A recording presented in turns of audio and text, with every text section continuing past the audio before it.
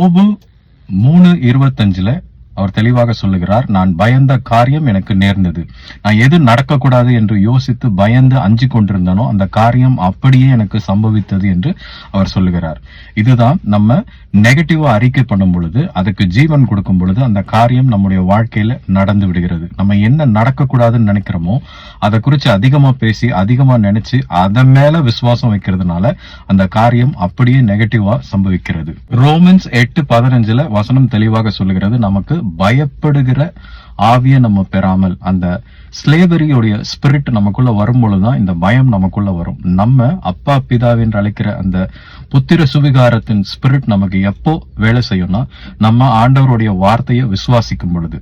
பயம் நம்மை ஒன்றும் செய்யாது என்று எப்போ நம்மளால சொல்ல முடியும்னா, பயப்படாதேன்னு என்று சொல்லுகிற தேவனுடைய வார்த்தையை முழுமையா நம்பி அவருடைய கரத்தை நான் பிடிச்சிருக்கிறேன், அவர் எனக்கு எல்லாவற்றையும் ஜெயமாய் மாற்றுவார் என்ற விசுவாசத்துல இருக்கும் பொழுதுதான் பயத்தை நாம் மேற்கொள்ள முடியும். நம்ம வாழ்க்கையில வெவ்வேறு பயம் இருக்கு. வியாதியை குறிச்ச பயம், அதுக்கப்புறம் பண பிரச்சனைகள், குடும்ப பிரச்சனைகள், வேற ஏதாவது அன்சால்வபிள் பிரச்சனையை குறித்து நம்ம யோசிச்சுட்டு இருக்கும் போது அந்த பயம் நம்ம கிட்ட பேசிக்கொண்டே இருக்கும். அப்போ அந்த பூரண அன்புல பயம் இருக்கவே இருக்காது. தேவன் மீது நம்முடைய பூரண அன்பு எப்போ வெளிப்படும்னா, அவர் நம்மை அழைத்தவர், அவர் எப்பொழுதும் நம்மளை கைவிட மாட்டார். நாமும் அவர் கரத்தை பிடிச்சிருக்கிறோம்.